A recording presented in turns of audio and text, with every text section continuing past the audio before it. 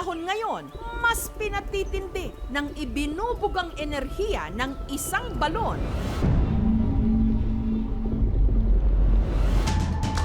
Sa Barangay Silo, sa CI, sa Zamboanga, Sibugay. Ang tubig kasi nito, tila nagngangalit, umuusok-usok, at kumukulo-kulo. Parang sa kaldero po yung tubig. Minti siyang energy. Nakakapasok talaga. Maluluto po talaga yung buong katawan po. Kahit pa tila high blood ang kanilang balon.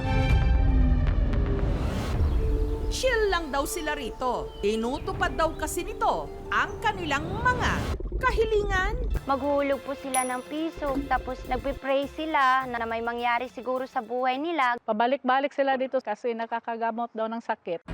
Gaya ng may bahay na si Resty na 3 beses ditong naghulog ng pisong barya. Sabay hiling na gumaling ang kanyang mister. Nahitabo ni atong niaging tuig. Dili siya kalakaw. Alas 6 sa hapon kumagto din ha. Nagmuyo rame. At makalipas lang daw ang 2 linggo, di umano, himalang bumuti ang pakiramdam ng kanyang mister. Naulian na akong bana. Wala ra po na mo siya gidala og doktor. Wala ra po na ko siya gipainom og tambal. Eventually kasi pag nag-rest na yung muscles natin, no, babalik din siya sa dati. Kaya nawawala na yung pain, gagaling na ito. Ang 46 anyos namang si Claudia, wini-wish sa balon na gumaling ang sakit niya sa balat. Dito yung kumakati sa akin, dito lahat, tapos yung dito, yung dito.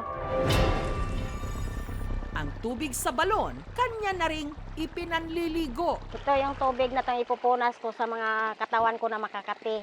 Mahimbing na yung tulog ko kasi mawala yung katin niya. Mga 2 linggo mahigit po kasi tumuyo naman yung mga niya, sugat. Wala nang ibang gamot kundi yung tubig lang. Ang kumukulong balon, malapit sa bahay ni na Pearly. Unang beses po naming nakita tong balon dito po sa lugar namin. Nagulat po talaga kami kasi po kumukulo yung tubig. Dekada 80 pa raw nung nadiskubre nilang kumukulo-kulo ito. May lalim itong humigit kumulang 10 metro at nasa 8 by 7 feet ang lapad. Sa mga nagtatanong kung ano ang lasa ng tubig, maalat daw ito. Kaya hindi iniinom ng mga residente. Ginagamit namin araw-araw para sa CR, bugas ng kamay. Nagpupunas ng katawan saka yung mga kamay namin. Mawawala po yung mga pagod namin sa mga kati-kati. Sa init nga rin daw ng tubig, kaya nitong makapaglaga ng itlog. Ibabalot po namin ng plastic cellophane. Naluluto naman siya ng 6 minutes. Gagawin natin dito, sir, kukunin. Tapos try natin pong i-open yung itlog po. Ang tubig na umaagos mula sa balon, ginagamit din nila sa pagkatay ng mga hayop. Yung dumadaloy na tubig, lalagay namin sa tabot. Ginagamitan po namin siya ng makapal na palanggana. Mainit siya, sir, pero maayos din kasi, sir, pag ito yung ibubuhos sa CR ko. Ngunit hindi lang pala ito ang balong umuusok at kumukulo sa Barangay Silo. Isa na ang balong ito na nasa kalahating kilometro ang layo sa balon malapit kina Pearly.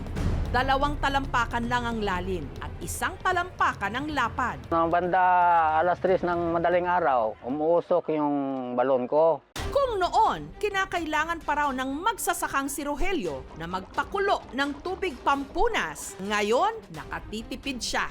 Para pang alis ng pagod at saka kati sa katawan.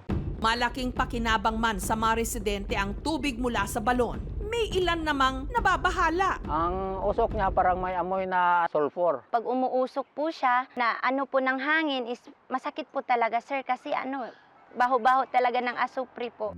Si Pearly, sa balon, minsan na raw na disgrasya. Nung nagsampay po ako ng damit, na-slide po yung chinilas ko, tapos nahulog po ako dun sa may kanal po. Sobrang init po talaga. Kaya para iwas aksidente, sinementohan na nila ang paligid nito. Habang ang mga umuusok-usok na kanal, nilagyan na nila ng mga tawirang kahoy. So far, sir, wala namang mga bata na naglalaro na doon talaga within sa balon. Aware sila, sir. Aware. Pero singlalim ng balon na iniisip ngayon ng mga residente kung bakit nga ba ang kanilang balon umuusok at bumubula-bula. Yung part kasi po ng river namin, ganon din. May kumukulong tubig din. Singaw ata ng bulkan.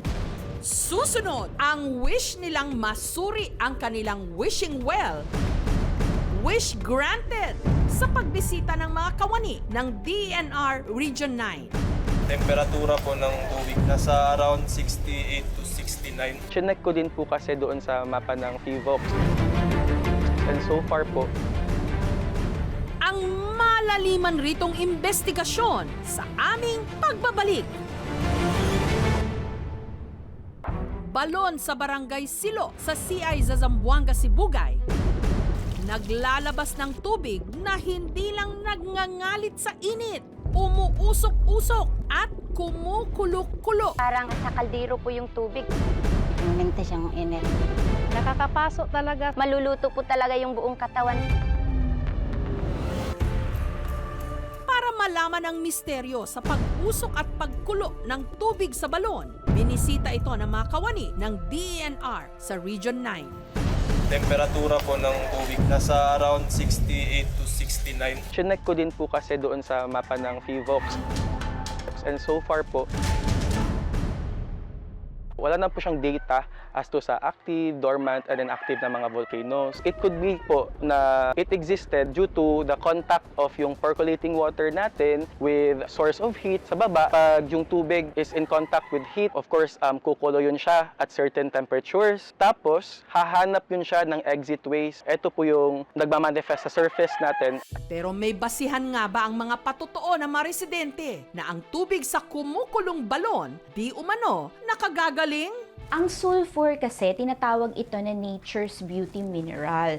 So, ito talaga ay nakakagaling ng mga fungal infections saka mga bacterial infections. I would say, yes, safe siya, pero hindi ito pwedeng gawin more than 3 times a day. Wag lang po siguro nilang inumin yung tubig. Hindi natin alam if ano yung concentrations ng mga dissolved na mga minerals na andoon sa tubig. Nagiging habit ng mga Pilipino yung ganitong mga practices. Kapag humiling ka, may kasamang dasal at paniniwala na mangyayari ito. Kaya hindi masama yung ganitong mga practices dahil unang-una, ito ay nagbibigay ng pag-asa. As of now, sir, siguro obserbahan na muna namin. Pinagsasabihan namin na yung mga anak nila huwag papuntahin sa balon na doon maglaro.